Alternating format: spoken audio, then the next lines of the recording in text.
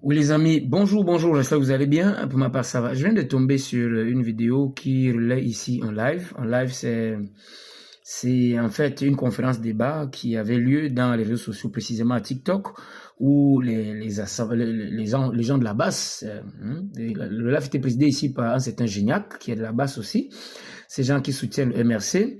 Alors, ils établissaient ici un plan de déstabilisation du Cameroun, n'est-ce pas? Et ils demandaient même d'enregistrer un défi l'État central du Cameroun. On va les écouter quelque peu.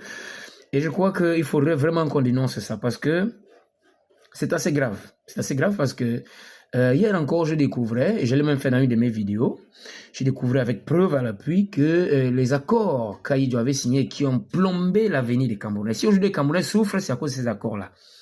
Et il n'y a pas que les Camerounais qui souffrent, c'est dans toute l'Afrique francophone.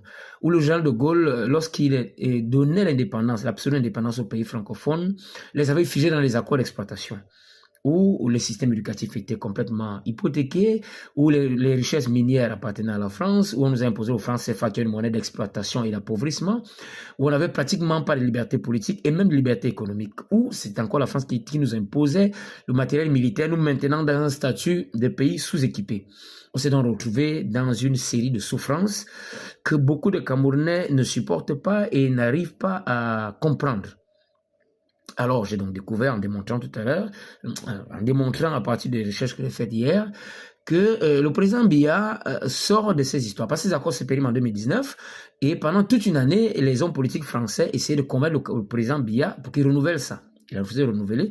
Le Cameroun est le tout premier pays francophone à être sorti de ces accords, n'est-ce pas, sur le plan politique. Donc, il n'y a vraiment plus d'accord écrit qui puisse imposer aux Camerounais l'exploitation de la France. Bon, ben, il y a quand même des Camerounais qui ne comprennent toujours pas, mais viennent parler politique. Et dans ce texte que j'ai découvert, on expliquait que depuis que le président Biya a refusé complètement, la France essaie de manipuler certains Camerounais en vue d'amener le Cameroun à la déstabilisation, parce que avec un Cameroun déstabilisé, bien évidemment, on pourra facilement imposer aux Camerounais un président qui reviendra mettre le Cameroun à l'exploitation française. Mais beaucoup de Camerounais ne comprennent pas ça. Tel que ce petit Gignac-là, on va l'écouter, vous allez entendre. Il dit ici qu'il faudrait qu'on les stabilise au Cameroun parce que leur problème, c'est le président Biya. Non, c'est pas les Occidentaux. Alors que les Occidentaux, eux, ils disent qu'il faut qu'ils viennent recoloniser l'Afrique, ils ont besoin de vos matières premières. Vous ne comprenez pas ça comme ça. Il y a des gens qui ne sont pas faits pour faire la politique. Mais ils veulent faire politique parce qu'ils ont beaucoup de haine en eux, beaucoup de greur. Voilà, on va écouter quelque peu et vous-même, vous allez me dire qu'est-ce que vous allez ressentir à la suite de ce que ce gars raconte. On y va. Enregistre bien ce que je suis en train de dire ici. Tu publies ça. Parce que quand tu vas publier ça, ça fait du bien pour le peuple. Comme ça va révolter le peuple. Le peuple va sentir que non, il faut qu'on leur donne les armes pour qu'ils attaquent bien à Yaoundé. On fait en tout moins 4 cargaisons d'armes à Yaoundé. Donc, quand le moment arrive, quand Biya vole les élections, quand le peuple veut revendiquer leur victoire et que Biya envoie l'armée sur eux, on partage les armes et les munitions à chacun. Chaque Camerounais, celui qui veut s'opposer à celui qui veut renverser Biya, il a barre. Celui qui veut s'opposer à celui qui veut renverser Biya, il a barre sur sa route, sur son passage. Le volume est bon. Voilà. Le volume est bon, bien, on répète encore. On si tu n'as pas bien enregistré, tu me dis, je recommence encore à zéro. Enregistre bien. Attends un peu, Suzanne. Si tu n'as pas bien enregistré, je recommence encore à zéro. Si moi, j'étais opposant dans ce pays, si moi, je suis opposant aujourd'hui, que j'ai les milliards, l'argent, la force de l'opposition, je m'en vais prendre un pays qui va me servir de base arrière. Parce que l'Afrique centrale a 11 pays. Parce que je veux dire, l'Afrique centrale, comme vous êtes souvent bête, vous les Camerounais, vous ne vous documentez pas, vous ne lisez pas, vous ne vous édifiez pas. Là, vous avez venu me parler que la zone CEMAC, que non, vous avez venu me dire que non, l'Afrique centrale, vous avez confondu la zone CEMAC avec l'Afrique centrale. Moi, président camerounais, je pars dans un des pays d'Afrique centrale, là, je me mets là-bas. Le pays là me sert de base arrière. Parce que Paul Biya lui-même a longtemps servi comme base arrière pour déstabiliser les pays, comme la Centrafrique, le Burkina, la mort de Sankara. L'autre pays là, c'est quoi là? Le Niger, le Tchad même. Moi, Camerounais, on me donne les moyens de ma politique. Moi, en tant que politicien, je me rends compte que battre quand Paul Biya dans les urnes, c'est dur. Je fais comment? Je m'en vais voir un pays là qui me sert des bases arrière. Il me sert des bases arrière. Les Russes fabriquent les armes pour vendre. Les Américains fabriquent les armes pour vendre. Les Français fabriquent les armes pour vendre. J'achète les armes là. la Syrie, la Turquie. Laisse-moi parler, non, Suzanne. J'achète les armes là. Je vais enregistrer ça. Enregistre bien ce que j'ai dit à un milliardaire d'Obala. Enregistre bien ça. Envoie ça au cabinet civil à Yaoundé. Envoie ça au cabinet civil ou au secrétariat d'État à la défense au Cameroun. J'achète les armes, je garde à la frontière. Un peu, avec la complicité de peut-être 2, 3, 4 militaires. Je vais passer ça jusqu'à ce que ça arrive à Yaoundé. Jusqu'à ce que ça arrive à Yaoundé. Ah, je suis en exil, hein. Je suis en exil, je n'ai pas de problème. Le moment venu, dès que le peuple commence à revendiquer leur victoire, Paul Biya avait un peu fait comme s'il fait comme ça là. Je partage les armes et les munitions à tout le monde. Tu es prêt à revendiquer ton vote? Oui. On danse ton arme, tu n'as pas d'arme. Tu es prêt à revendiquer ton vote? Oui. Voilà, les amis, vous avez suivi, non? C'est des gens comme ça qui sont du MRC. Voilà le projet politique. C'est-à-dire qu'au lieu de se lancer en campagne pour sensibiliser même nos grands-mères qui sont dans les villages, non. Leur parti, c'est seulement dans les réseaux sociaux.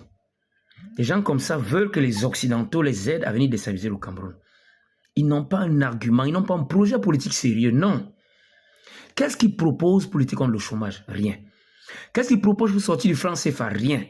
Qu'est-ce qu'ils proposent même pour apporter l'unité entre les Africains, entre les Camerounais? Parce que sans unité, le Cameroun ne peut pas être fort. Rien. Ils sont seulement là pour s'aimer la zizanie, la division. Maintenant, ils ont un projet de déstabiliser Yaoundé parce qu'ils veulent enlever Biya. Mais ils ne peuvent pas, ils savent bien qu'ils ne peuvent pas convaincre le peuple camerounais. Déjà qu'ils sont très haineux. Je vais vous dire quelque chose. C'est comme ça que ça avait commencé en 2018. Là où il disait que vous êtes des feignants, vous êtes ici, vous êtes ici. Si on prend le pouvoir, on va vous éliminer, on va vous éradiquer, on va vous killam. C'était ça le discours. Maintenant, quand le côté adverse a réagi, ils ont commencé à dire que les autres sont tribalistes. Vous voilà qui dites que vous allez marcher sur Yaoundé pour aller éliminer Biya. Est-ce que vous savez que Yaoundé, c'est le village des gens? Pendant que vos grands-mères sont à Bafoussam, à Tchang, à Banganté, tranquilles, c'est les mamans des gens et les papas des gens que vous voulez venir tuer. Parce que vous estimez que l'objectif, l'obstacle du développement au Cameroun, c'est le président Biya. Mais les Occidentaux eux-mêmes, ils reconnaissent que le président Biya est venu enlever les Camerounais des accords où Aïdjo a mis les Camerounais. Les Occidentaux ne sont pas d'accord que le Cameroun se libère. Voilà le président Biya qui a déjà mis sur lui le projet avorté de Kadhafi. La raison pour laquelle on a éliminé Kadhafi, là, c'était parce qu'il a voulu créer une banque africaine pour les Africains. Le président Biya a accepté l'instauration de cette banque au Cameroun, qu'on appelle le FMA aujourd'hui. Les Occidentaux ne vont pas accepter que cette banque voit le jour. Ça, ce n'est pas votre souci. Vous-même, vous ne voyez pas que le président Biya est en train de combattre contre les Occidentaux. Pour vous, le président Biya a préservé majoritairement les matières premières du Cameroun. Il pouvait vendre tout ça et vous construire les gratte-ciels. Mais quand on voit qu'avec la France, c'était si jamais on exploite, la France vous donne 12%, elle prend tout le reste. Le président Biya dit non, laissez, ne touchez pas. Il a fait ça pour qui? Vous croyez que c'est pour lui? C'est pour vous. Mais comme vous êtes des petits maudits, les enfants indignes, il a accepté les Camerounais d'ignorants là. Mais il déclare ici que le Cameroun a servi de stabilisation pour la mort de Sankara. Ouais, combien de fois certains Camerounais sont ignorants? Il dit que le Cameroun a été utilisé pour déstabiliser le Niger et le Tchad. Les gens comme ça font quoi en politique? Il n'a jamais expliqué aux Camerounais pourquoi leur leader, Maurice Kamto, est toujours partenaire, Alisias Partner, qui est une société d'avocats qui a plaidé contre Gbagbo en Côte d'Ivoire. Aujourd'hui, les Ivoiriens ont du mal à se libérer parce que Kamto est parti plaider contre l'État de Côte d'Ivoire. Il est parti sacrifier l'État de Côte d'Ivoire sur le plateau français. Parce qu'il était avocat, parce qu'il voulait de l'argent, il a sacrifié Gbagbo. C'est ce Kamto-là que vous nous voulez au Cameroun. Celui qui supporte l'intellect. Attendez, est-ce que ces gars-ci sont même normaux? Demain, quand les populations de Yaoundé vont se lever contre vous, vous allez dire qu'ils sont tribalistes. Vous voilà qui conspirez pour aller éliminer leurs parents qui sont là-bas. Parce que vous voulez prendre le pouvoir. Vous ne savez pas que Yaoundé c'est le village des gens. Quand ces gens-là vont réagir, vous allez encore vous plaindre qu'on va vous génocider. C'est comme ça que vous commencez souvent. Rassurez-vous, ils vont forcément réagir. Les gens de la région du centre ne vont pas accepter ce que vous voulez faire là. Parce que ce sont leurs parents qui sont là-bas. Leur maman et leur papa et leur petit frère. Vous êtes en Occident, vous faites des plans pour aller tuer les parents des gens. Demain, quand ils réagiront, vous allez dire qu'ils sont tribalistes. Dans tous les cas, moi, je fais que dire la vérité. Et moi, je trouve ces discours vraiment haineux et c'est pas normal. C'est des gens comme ça qu'on doit arrêter. Allez faire la vraie politique. Si vous ne pouvez pas, allez vendre des oignons. On ne fait pas politique de cette manière-là. Voilà, je vais m'arrêter là. Il fallait quand même que je me prononce par rapport à ça. Une fois, j'ai fait une vidéo sur eux là. Ils sont allés signaler ma vidéo. Ils n'aiment pas la vérité. C'est pour ça que vous avez dirigé le Cameroun, mais vous rêvez. Vous ne pouvez pas. Vous ne comprenez pas la géopolitique internationale. Vous ne pouvez pas. Votre niveau, c'est vendre les oignons, les tomates et les cubes magiques. Terminé. La politique, ce n'est pas votre affaire. Vous avez compris ça? Voilà, le message est passé. Portez-vous bien. En passant, j'ai ouvert un compte YouTube, hein, Yacine Fouda 05. Allez vous abonner là-bas, s'il vous plaît. Portez-vous bien.